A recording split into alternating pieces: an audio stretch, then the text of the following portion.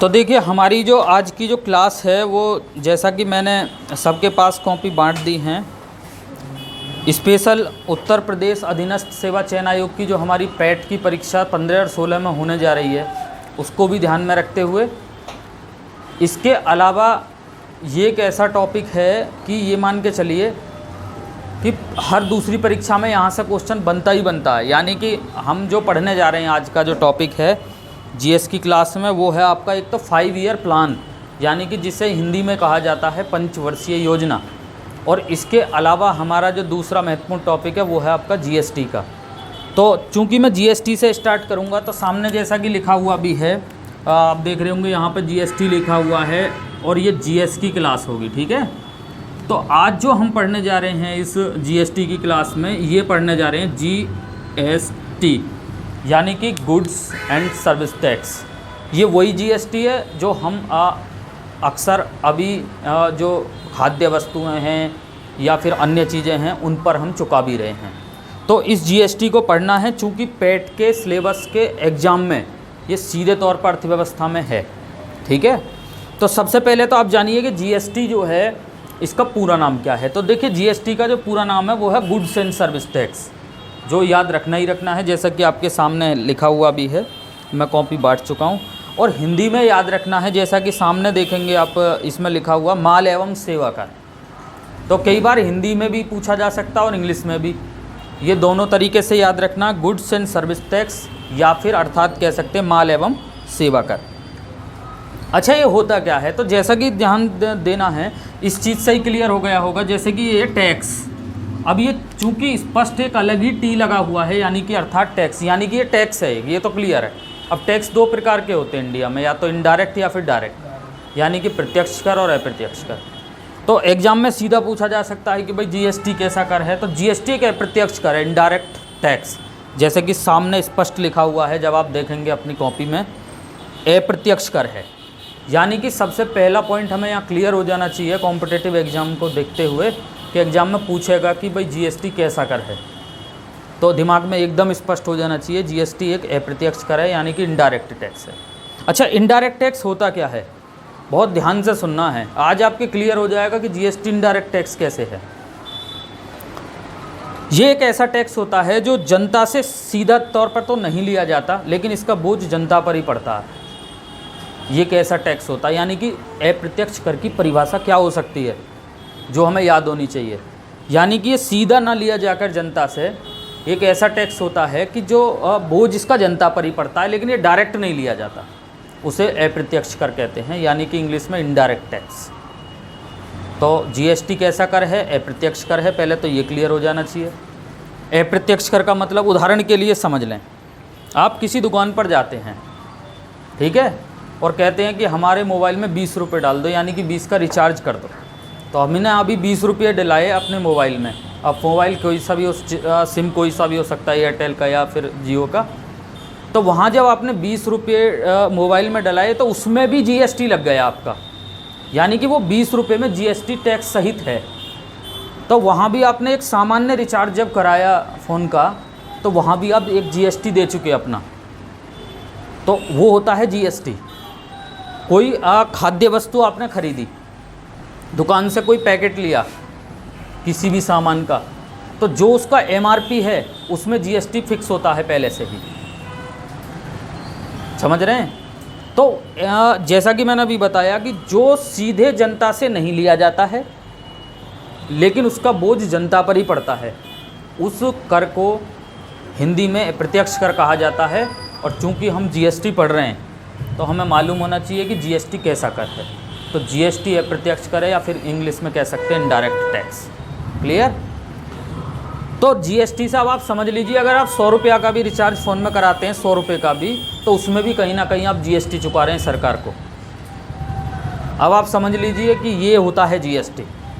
अच्छा, जीएसटी लाया क्यों गया, कारण क्या था जीएसटी का, थोड़ा सा एंड पॉइंट हमें मालूम होना चाहिए। तो ध्यान देंगे जी, पहले क्या होता था, पहले समय में कोई वस्तु उत्तर प्रदेश में मैन्युफैक्चर हो रही है, कोई भी वस्तु है ना, खाने की हो सकती है, कोई उपकरण हो सकता है, ठीक है, उत्तर प्रदेश में यानी कि बन रही है, ऐसा समझ लो, ठीक है। तो फिर क्या है कि जहाँ वो बनती थी वहाँ उसका जो रेट है वो कुछ कम होता था, और जब वो दूसरे किसी प्रांत में या स्टेट में चली जाती थी तो वहाँ की सरकार उस पर और भी टैक्स लगा देते थे। समझ रहे हैं? तो वो वस्तु जो वो उपकरण है जो दूसरे स्टेट में बन रहा, वो वहाँ जाकर जब वो बिकता था तो वो उससे भी ज़्यादा हाई रेट में चला जाता था, यानी कि वो अपनी टैक्स लगा देती थी सरकार। कुछ जहाँ मैन्युफैक्चर हुआ वो सरकार लगा देती थी। तो क्या है, चीज़ें ऐसा होती थी, कहीं पर ज़्यादा सस्ती और कहीं किसी प्रांत में चीज़ें ज़्यादा मंदी मिल जाती थी या कहीं तेज़ मिल जाती थी। इसलिए क्या था कि कोई व्यक्ति अपना व्यापार के लिए दूसरे प्रांत में चला जाता था सामान खरीदने, चूँकि वहाँ पर मंदा मिलेगा। समझ रहे हैं? इस व्यवस्था को कंप्लीट रूप से समाप्त करने के लिए जीएसटी की शुरुआत भारत सरकार के द्वारा की गई। और जीएसटी का मतलब होता है एक देश एक कर। अगर आप अब दिल्ली से कोई सामान खरीदते हैं तो वो भी आपको उसी रेट में मिलेगा, और उत्तर प्रदेश से अगर आप वही सामान खरीदते हैं तो वो भी आपको उसी रेट में मिलेगा। साउथ में जाते हैं तमिलनाडु में और उसी रेट में वो भी सामान मिलेगा। इसका मतलब जब आप देखेंगे, मैंने नीचे लिखा हुआ है, इसका अर्थ है एक देश एक टैक्स। जीएसटी का अर्थ यानी कि संपूर्ण देश में एक देश एक टैक्स, ये है जीएसटी, जो हमें मालूम होना चाहिए। इसके अलावा देखेंगे कई एग्जाम में सीधा क्वेश्चन पूछा जाएगा, भाई जीएसटी कितने प्रकार के होते हैं? तो मोस्टली जो जीएसटी हैं, ध्यान से सुनना, इसमें कन्फ्यूजन ना हो, जो जीएसटी के जो प्रकार हैं वो 4 प्रकार के हैं। सबसे पहले आप देखेंगे जैसा कि इसमें लिखा हुआ है CGST, central goods and service tax. नीचे लिखा हुआ है SGST, state goods and service tax. नीचे लिखा हुआ है UTGST, union territory goods and service tax. इसके बाद नीचे लिखा हुआ है आईजीएसटी, इसका मतलब होता है integrated goods and service tax. तो अगर एग्जाम में चूंकि पेट की परीक्षा आ भी रही है और वो पूछ ले कि जीएसटी कितने प्रकार के होते हैं, तो दोस्त याद रखना जीएसटी 4 प्रकार का होता है, जो हमें याद होना चाहिए। ये एक सामान्य सवाल है जो कॉम्पिटिटिव एग्जाम में बनते भी हैं। अब इन जीएसटी का अर्थ क्या है वो ज़रा समझ लेना है। भाई ये जो 4 प्रकार के जीएसटी हैं, इनका अर्थ क्या है? थोड़े से बड़े लेवल की भी बात समझ के चलनी है, क्योंकि भविष्य में जब आप यूपीएसआई, सीपीओएसआई या फिर अन्य कोई अच्छे रैंक का एग्ज़ाम दे रहे होंगे तब वहाँ ये सब चीज़ें काम आनी है। ठीक है, तो ऐसा मान के चलिए कि सीजीएसटी जो है, सीजीएसटी जिसे हम कहते हैं central goods and service tax, ये तो आपका लगना ही लगना, ये मान के चलिए, ये आप दिमाग में बैठा लीजिए। चाहे आप वस्तु उत्तर प्रदेश से खरीदें, चाहे आप वस्तु मध्य प्रदेश से खरीदें, सीजीएसटी तो लगना ही लगना, ये मान के चलिए। अब बात आ जाती है एसजीएसटी, यूटीजीएसटी और आईजीएसटी क्या है। इसको इस तरीके से समझिए जैसे कि हम उत्तर प्रदेश के निवासी हैं, ठीक है। अब उत्तर प्रदेश के 2 व्यापारी मान लेते हैं, जैसे कि हमारे ये पीछे बैठे हैं कपिल हैं, कपिल को व्यापारी मान लो, और एक राशिद को व्यापारी मान लेते हैं, ठीक है। दोनों ही उत्तर प्रदेश के व्यापारी हैं, ठीक। जैसा कि आप देखेंगे भी मैंने 2 व्यक्ति बनाए हैं इसमें पहले पॉइंट में। अगर दोनों व्यापारी उत्तर प्रदेश के हैं, ऊपर वाला कपिल है, नीचे वाला राशिद है, ज़्यादा इसमें ऊपर छोटे बड़े हो गए हैं वैसे कंडीशन विपरीत है यहाँ वर्तमान में। तो इसमें क्या है कि उत्तर प्रदेश के अगर दोनों व्यापारी हैं, ध्यान से सुनना मैं क्या कह रहा हूँ, और वो यहीं पर लेन देन कर रहे हैं, तो स्टूडेंट यहाँ क्या है कि अगर उस वस्तु का मैन्युफैक्चर उत्तर प्रदेश में हुआ, मान के चलिए कोई प्रोडक्ट उत्तर प्रदेश में बना, ठीक है, और उसी का क्रय विक्रय ये दोनों कर रहे हैं कारोबारी, तो अगर प्रोडक्ट यूपी में बना है तो पहले तो उस पर सीजीएसटी लग चुका। कोई भी प्रोडक्ट इंडिया में अगर कहीं भी बनता है, ये बात दिमाग में बैठा लीजिए, कहीं भी बनता है, चाहे वो प्रोडक्ट यूपी में बने चाहे एमपी में, जहाँ बनेगा पहले उस पर सीजीएसटी लग जाएगा, यानी कि central goods and service tax.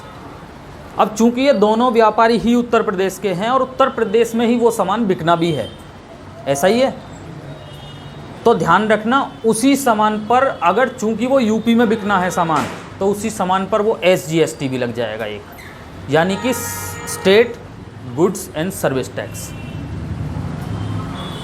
इसका अर्थ ये हुआ एक सामान्य भाषा में कि यदि आप उत्तर प्रदेश की मैन्युफैक्चर चीज़ को खरीदते हैं और आप यूपी के ही निवासी हैं और यूपी में ही उसे बेचते हैं तो उस पर दो प्रकार के टैक्स लगे, एक तो CGST और एक SGST। अगर उस पर टोटल टैक्स 18% लगा उदाहरण के लिए तो 9% SGST होगा और 9% CGST होगा। ये तो रही एक प्रॉपर एक स्टेट की बात। अब सेकंड कंडीशन ध्यान देना, अगर मैं दिल्ली की बात करूं, अब दिल्ली जानते होंगे आप यूटी है यानी कि केंद्र शासित प्रदेश है, और केंद्र शासित प्रदेश का अर्थ होता है आप जानते होंगे जैसा कि हम बोली देते हैं जहां पर लगभग कुछ नियंत्रण केंद्र का भी होता है ना। तो उदाहरण के लिए दिल्ली ले लें, कोई वस्तु दिल्ली में बनी, समझ रहे हैं। अब चूंकि वो तो पूर्ण राज्य नहीं है दिल्ली, वो तो एक केंद्र शासित प्रदेश है, और इसके पहले स्टेप में हमने बात की है उत्तर प्रदेश की, जबकि उत्तर प्रदेश पूर्ण राज्य था। अगर दिल्ली में कोई मैन्युफैक्चर कोई बना तो पहले तो उस पर लग गया CGST, दिल्ली में CGST लग गया, और दिल्ली में प्रोडक्ट बनने के बाद यदि वो प्रोडक्ट किसी व्यापारी द्वारा दिल्ली में ही बेचा जाता है तो स्टूडेंट वहाँ SGST नहीं लगेगा, चूँकि वो स्टेट नहीं है। ये दिमाग में बैठा लो, वो क्या है, UT यानी कि यूनियन टेरिटोरी। अगर वो यूनियन टेरिटोरी है तो ये तो निश्चित है वहाँ फिर CGST के साथ क्या लगेगा, UTGST। यदि उदाहरण के लिए ये मान लें कि अगर वहाँ टैक्स 10% लगा तो 5% कहाँ जाएगा, CGST, और 5% कहाँ जाएगा, UTGST। दूसरा स्टेप मेरे हिसाब से क्लियर हो जाना चाहिए। तीसरा महत्वपूर्ण स्टेप ज़्यादा समझने की ज़रूरत है क्योंकि यहाँ मेन पॉइंट है कुछ।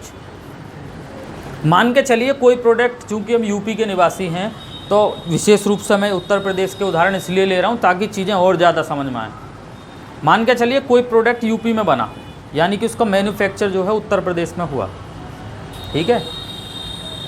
उत्तर प्रदेश में मैन्युफैक्चर हुआ तो मैं स्टार्टिंग में ये बात बताया कि पहले उस पर CGST लग जाएगा, तो उस वस्तु पर क्या लग गया, CGST तो लग गया, लेकिन वो मैन्युफैक्चर चूँकि यूपी में हुआ, और मान के चलिए कोई गुजरात का कारोबारी आके, व्यापारी आके उस प्रोडक्ट को अपने यहाँ गुजरात में बेचता है ले जाकर, बात समझ रहे हैं।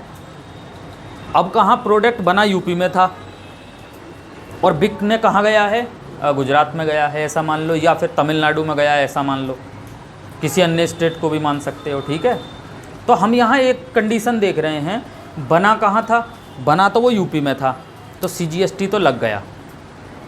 बिकने कहाँ गया है, गुजरात में, MP में गया है ऐसा मान लो। तो अब क्या है कि सबसे पहले तो इस बात को जान लें, चूँकि ये सवाल थोड़ा डीपली है, ज़्यादा बेहतर है अगर वो एग्ज़ाम में ये पूछ लें कि IGST जो टैक्स है उसको एकत्रित करने का अधिकार किसे है, तो सिर्फ और सिर्फ केंद्र सरकार को है। ये चीज़ दिमाग में बैठा लीजिए, IGST को एकत्रित करने का अधिकार सिर्फ केंद्र सरकार को है। यहाँ दोनों सरकारें ले रही थीं, लेकिन IGST को जो एकत्रित करने का अधिकार है ये पूछेगा एग्जाम में, तो सिर्फ और सिर्फ केंद्र सरकार को। अब क्या है कि जब, जैसा कि मैंने अभी बताया, उत्तर प्रदेश में मैन्युफैक्चर हुआ और बिकना कहाँ है, वो गुजरात में, तो क्या है कि केंद्र सरकार उस पर IGST लेगी। और उदाहरण के लिए मानिए IGST लिया 10%, उदाहरण के लिए, तो इसमें केंद्र सरकार क्या करती है, पूरे कंसेप्ट को सुनना ध्यान से।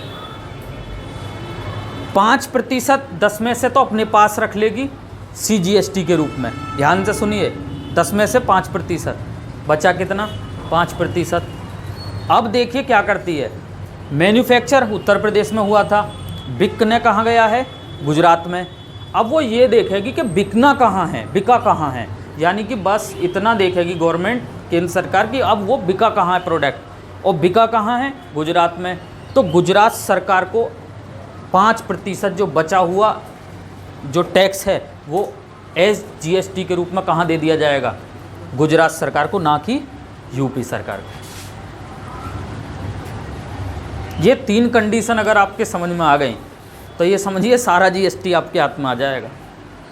इसका अर्थ ये है तीसरे पॉइंट का कि जहाँ मैन्युफैक्चर हुआ है वहाँ CGST तो लगना ही लगना है, और CGS अगर मैन्युफैक्चर होने के बाद में अगर किसी दूसरे प्रांत में वो प्रोडक्ट बिक रहा है तो ध्यान देना है कि जब केंद्र सरकार, अगर इस स्थिति में पहले तो टैक्स लगेगा IGST, ये क्लियर होना चाहिए, यानी integrated goods and service tax, ठीक है। अब जब वहाँ लगेगा तो टोटल उसे, उदाहरण के लिए मान लेते हैं, मैंने यहाँ लिखा भी है, आप देखेंगे कॉपी में 10%। अगर 10% उन्होंने उदाहरण के लिए मान लीजिए वो लिया IGST, केंद्र ने एकत्रित, किसने किया? केंद्र ने, ठीक है। उसमें से 5% केंद्र अपने पास रख लेगी और 5% उस स्टेट को देगी जहां पर वो वस्तु बिकी है, समझ रहे हैं, ना कि जहां पर मैन्युफैक्चर हुआ है। ये सब व्यवस्था क्यों की गई, एक लाइन में समझ लीजिए।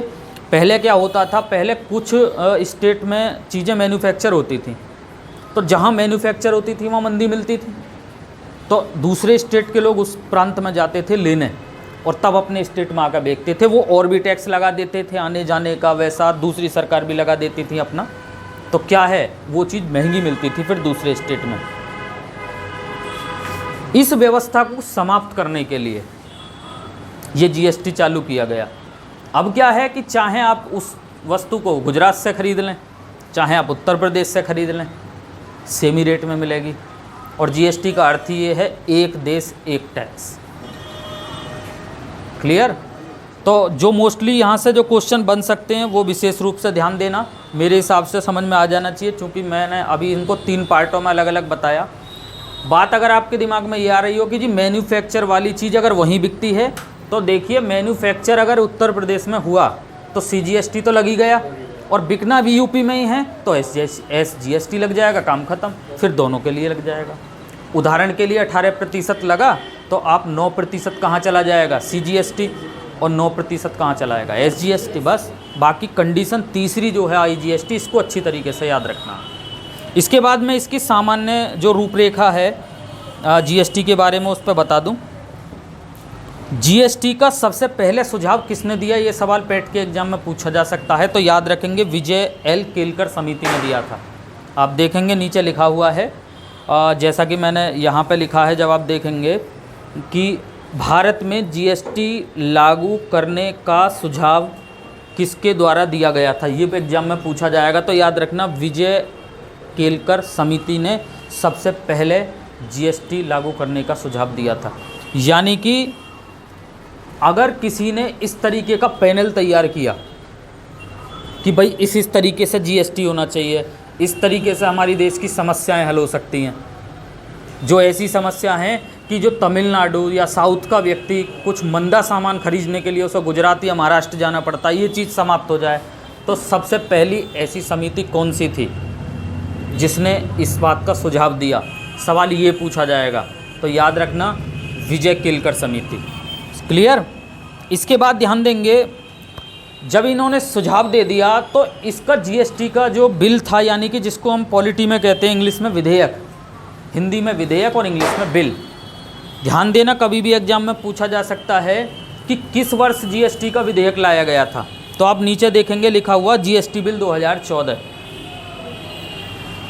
एग्जाम में पूछेगा कि GST जो बिल था, बिल मालूम कर रहा, बिल देखना है, यानी कि यहाँ विधेयक की बात हो रही है स्टूडेंट अभी।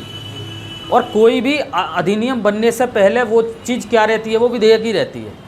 तो 2014 में ये विधेयक आया था, याद रखना है।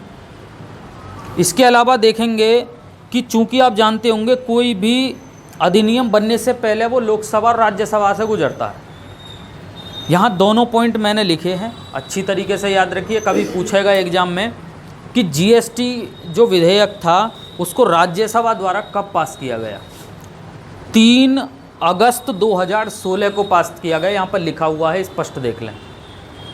एग्जाम में पूछेगा GST विधेयक को लोकसभा द्वारा कब पास किया गया, 8 अगस्त 2016 को पारित किया गया। इसके बाद आप देखेंगे चूंकि राष्ट्रपति की स्वीकृति के बाद ही कोई चीज़ एक्ट बनती है भारत में, तो राष्ट्रपति ने इसको कब स्वीकृति दी थी, ध्यान देना है 8 सितंबर 2016 को भारत के राष्ट्रपति द्वारा इसको स्वीकृति प्रदान की गई थी। बहुत बढ़िया सवाल है और बहुत पुराना भी है, ध्यान रखें ये पुराना भी है, 2016 का है। उस समय ये करंट में भी पूछा गया होगा, आज ये हिस्ट्री बन गया है, इकोनॉमिक हिस्ट्री। तो भारत के राष्ट्रपति द्वारा ये पूछा जाएगा कि जो जीएसटी बिल था, विधेयक था, उसको कब मंजूरी प्रदान की गई थी। तो आपको याद रखना 8 सितंबर 2016 को मंजूरी प्रदान की गई। इससे बेहतरीन सवाल और क्या हो सकता है कि भारतीय संविधान के किस अनुच्छेद के तहत भारत के राष्ट्रपति ने जीएसटी बिल को मंजूरी प्रदान की थी। 111, क्योंकि भारतीय संविधान का जो आर्टिकल 111 है वो इसी बात की व्यवस्था करता है कि भारत का राष्ट्रपति किसी विधेयक पर मंजूरी देगा या नहीं देगा। समझ रहे हैं, वो किस आर्टिकल से संबंधित है वो भी मैंने यहाँ ले लिया है, तो याद रखेंगे आर्टिकल 111। क्लियर।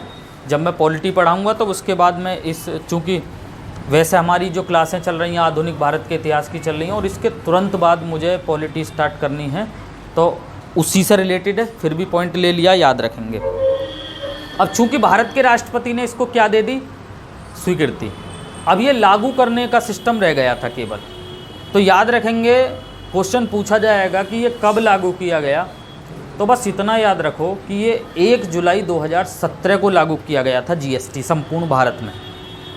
ये सवाल अभी पीछे जूनियर एडिट भर्ती एग्ज़ाम हुआ था उसमें भी लगभग पूछा गया, और इसके अलावा भी एनडीए का जो फर्स्ट एग्ज़ाम अभी इसी वर्ष जो हुआ है उसमें भी जीएसटी से सवाल पूछा गया था। क्लियर। तो याद रखेंगे ये 1 जुलाई 2017 को संपूर्ण भारत में लागू कर दिया गया। और याद रखेंगे असम पहला भारत का ऐसा राज्य था जहां सबसे पहले जीएसटी लागू हुआ, ये भी हमें याद होना चाहिए। तो जीएसटी पूछा जाएगा कि भारत का वह प्रथम राज्य कौन सा था जहां पर जीएसटी सबसे पहले लागू हुआ, तो याद रखेंगे असम। क्लियर। अब चूंकि हम यूपी के निवासी हैं, ज़रा ध्यान देना इस पॉइंट पर, नीचे मैंने लिखा भी है हम यूपी के रहने वाले हैं, इसलिए ये पॉइंट लिंक करके एग्जाम में बन सकता। उत्तर प्रदेश कौन सा राज्य था जिसने जीएसटी लागू किया था, नवा राज्य था भारत का। उत्तर प्रदेश नवा राज्य था जिसने जीएसटी लागू किया। सवाल बन सकता पैट के एग्जाम में भी कि जीएसटी लागू करने वाला उत्तर प्रदेश भारत का कौन सा राज्य बना था, नवा राज्य। बेहतरीन वे में याद रखेंगे, पूछा जा सकता है। अब चूंकि हम जीएसटी की बात कर रहे हैं और कोई भी अगर अमेंडमेंट होता है तो संविधान में एक संशोधन होता है, अमेंडमेंट यानी कि संशोधन। तो जीएसटी के लिए अगर संविधान में संशोधन किया गया तो वो था 122वां संविधान संशोधन। इसको छाप लें, पूछा जाएगा। वो एग्जाम में ऐसा क्वेश्चन करेंगे कि 122वां संविधान संशोधन किससे संबंधित था, तो याद रखेंगे 122वां संविधान संशोधन जो था वो जीएसटी से संबंधित था, ऐसा याद रखना है। या एग्जाम में पूछ लेगा जीएसटी से संबंधित संविधान संशोधन कौन सा था, तो 122वां संविधान संशोधन था, ऐसा याद रखना। अब ये बात शायद आप जानते होंगे कि जब अगर कोई भी अमेंडमेंट संशोधन होता हमारे संविधान में, तो संविधान में एक नया आर्टिकल जोड़ा जाता। बहुत डीप सवाल है, अगर एग्जाम में पूछा जाएगा। और दोस्तों मैं बता रहा हूँ कि बहुत ही कम करने वाले होंगे अगर ये सवाल एग्जाम में पुट हो जाता है, क्योंकि वो अमेंडमेंट ना पूछ के वो ये पूछेगा 122वें संविधान संशोधन के द्वारा भारत के संविधान में जीएसटी का प्रावधान लागू किया गया, वह भारतीय संविधान के किस अनुच्छेद से संबंधित है। तो याद रखना 279A 279 और कैपिटल ए याद रखना हमेशा, स्मॉल ए नहीं लिखना, कैपिटल ए। क्योंकि अमेंडमेंट के बाद अगर कोई भी आर्टिकल जोड़ा जाता है कॉन्स्टिट्यूशन में तो वो केवल कैपिटल ए में लिखा जाता, ना कि स्मॉल में। ये भी हमें याद होना चाहिए। तो कितना बढ़िया सवाल हो सकता है। ये भी पूछा जा सकता है भारतीय संविधान का अनुच्छेद 279A किससे संबंधित है। अभी पैट का एग्जाम आने वाला भी है, तो क्या कहोगे, जीएसटी से संबंधित है। किस संविधान संशोधन से संबंधित है, 122वें संविधान संशोधन से संबंधित है। राज्यसभा ने इसे कब पास किया था, 3 अगस्त 2016 को। लोकसभा ने कब किया था, 8 अगस्त 2016 को। क्लियर। राष्ट्रपति ने इसको कब मंजूरी दी थी, 8 सितंबर 2016 को। ये लागू कब हुआ था, 1 जुलाई 2017 को। ये चीज़ें हमें क्लियर होनी चाहिए। क्लियर। इसके बाद आप देखेंगे कि जो जीएसटी है उसके लिए काउंसिल बनाई गई। भाई सीधी सी बात है, आप लोग जानते होंगे कि इतना बड़ा पैनल भारत सरकार के द्वारा तैयार किया गया, तो उसके लिए, उसके चलाने के लिए भी तो कोई समिति होगी, काउंसिल यानी कि परिषद।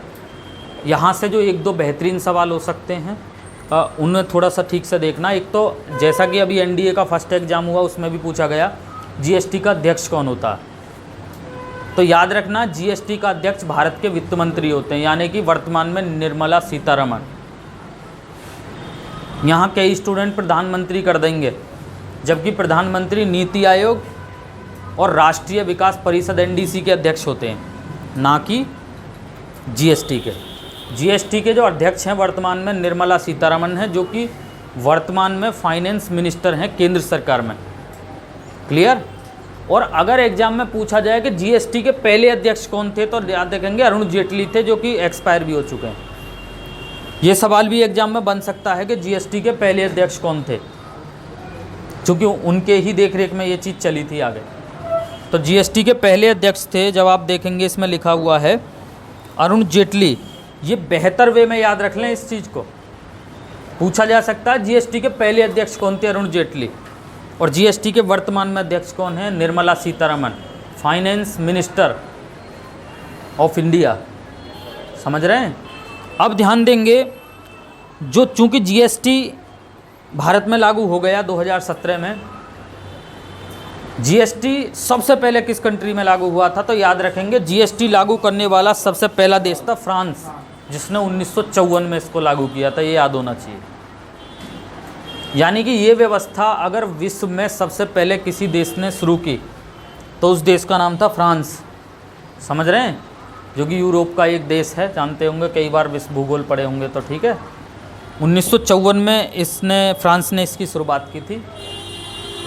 अगर मैं इसकी दरों की बात करता हूँ स्टूडेंट, ये दर का कभी आपसे पैनल पूछा जाएगा सीधा, और 4 ऑप्शन इस तरीके से सेट होंगे एग्जाम में। देखिए इस तरीके से होंगे, मैं बता दूं, ए ऑप्शन में भी आपको 4-5 दर दे दी जाएंगी, बी में भी 4-5 दे दी जाएंगी, और पूछेगा कि जीएसटी का दरों का सही क्रम कौन सा है। तो जैसा कि आपके सामने लिखा हुआ, बस इसे याद रखेंगे, 0%, 5%, 12%, 18% और 28%। यानी कि कुल मिला के दरें कितनी है, ये 5 कभी पूछा जा सकता है, और इसका सीक्वेंस ही मेरे हिसाब से पूछा जाएगा। यानी कि इस तरीके से ही आपको 4 ऑप्शन मिलेंगे, तो याद रखें 0%, 5%, 12%, 18% और 28%, ऐसा याद होना चाहिए। ये जीएसटी की जो आपकी दरें हैं, जो हमें याद होना चाहिए। सबसे लास्ट में जब आप देखेंगे, इसमें एक चीज़ लिखी हुई है कि जीएसटी के दायरे से बाहर क्या चीज़ें हैं। जैसा कि आप देख रहे होंगे, उत्तर प्रदेश में आज रॉयल स्टैग महंगी है, दिल्ली में कुछ मंदी है। जीएसटी होता तो सेम ही रेट होती। तो शराब यानी कि अल्कोहल, इससे दूर रखा गया है। मैंने नोट में नीचे लिखा है, जब आप देखेंगे ध्यान से पढ़िए, जीएसटी के दायरे से बाहर क्या क्या चीज़ें हैं। बहुत बढ़िया सवाल हो सकता है एग्जाम में। वो 4 ऑप्शन देंगे और पूछेगा कौन सा प्रोडक्ट, कौन सी वस्तु जीएसटी के दायरे से बाहर है। ये सवाल बन सकता है एग्जाम में भी। तो याद रखेंगे, एक तो शराब, एक पेट्रोलियम, एक शिक्षा और एक स्वास्थ्य सेवाएं, ये आपके जीएसटी से बाहर हैं। पुनः एक बार देख लें, यही सवाल एग्जाम में बन सकता, कौन सी जो वस्तु है वो जीएसटी से बाहर है। एक तो शराब है, एक ध्यान रखेंगे पेट्रोलियम, समझ रहे हैं। इसके बाद एक शिक्षा, एजुकेशन, स्वास्थ्य सेवाएं, समझ रहे हैं, हेल्थ सर्विस वगैरह, ये सब जीएसटी के दायरे से बाहर हैं। उदाहरण के लिए आप ऐसे समझ सकते हैं, जब आप दिल्ली में जाएंगे तो अभी क्या है, शराब मंदी मिलेगी वहाँ पे, अपेक्षाकृत किसके, उत्तर प्रदेश के। हालांकि वहाँ से लाने का प्रयास ना करें, है ना, क्योंकि 1 या 1.5 ही ला सकते हैं, ऐसा बिल्कुल फिक्स है मामला, ऐसा ना है कि डिब्बा भर के लिया हो। तो इसको भी याद रखें। देखिए ये पूछा जा सकता है कि भाई कौन सी चीज़ दायरे से बाहर है जीएसटी के, है ना। तो हमने जो आज ये जीएसटी के जो फिक्स पॉइंट देखे, ये हैं जीएसटी के ऐसे पॉइंट जो लगातार एग्जाम में पूछे जाएंगे। ध्यान देंगे, ये जो जीएसटी है, जो हमने इस क्लास के माध्यम से अभी पढ़ा है, ये इसीलिए लाया गया, इसका एक ही उद्देश्य था कि कुछ लोगों को कुछ सामान खरीदने के लिए, मंदा सामान खरीदने के लिए एक स्टेट से दूसरे स्टेट चले जाते थे। समझ रहे हैं? इन सब चीज़ों को समाप्त करने के लिए, ताकि देश में प्रत्येक वस्तु या जो भी सामान है वो हर स्टेट में, चाहे वो एमपी में हो, चाहे उत्तर प्रदेश में हो, चाहे दिल्ली में हो, समान रेट पर मिले हर व्यक्ति को, यानी कि उसके रेट अलग अलग ना हो। अगर कोई वस्तु उत्तर प्रदेश में 15,000 की मिल रही है तो वही वस्तु गुजरात में जाके भी आपको कितने की मिलेगी? 15,000 की मिलेगी। तो ऐसी व्यवस्था लागू करने के लिए भारत में जीएसटी लाया गया। और इस विषय वस्तु का सबसे पहले सुझाव अगर किसी ने दिया तो विजय एल केलकर समिति ने दिया। ये सवाल भी एग्जाम में पूछा जाएगा, समिति तक भी क्वेश्चन एग्जाम में पूछे जाते हैं। ठीक है, तो जीएसटी क्या है? इसका एक अर्थ है, ये दिमाग में बैठा लेना है, एक देश एक टैक्स। इसका सामान्य अर्थ ये है, और साथ के साथ याद रखेंगे गुड्स एंड सर्विस टैक्स इसका पूरा नाम है। जीएसटी मोस्टली 4 प्रकार के होते हैं। एक तो होता है सीजीएसटी। सीजीएसटी का मतलब होता है central goods and service tax. एक होता है SGST, state goods and service tax. एक होता है UTGST, union territory goods and service tax. और एक होता है जो विशेष है, स्पेशल, आईजीएसटी, यानी कि integrated goods and service tax. और इसको एकत्रित करने का अधिकार अगर पूछ ले तो सिर्फ और सिर्फ केंद्र सरकार को है। लेकिन वो बाद में आधा अपने पास रखने के बाद और फिर ये देखती है कि वस्तु बिकी किस स्टेट में है, और फिर जहाँ वो वस्तु बिकी है उस राज्य को एसजीएसटी के रूप में आधा पेमेंट उसका टैक्स का कर देती है केंद्र सरकार।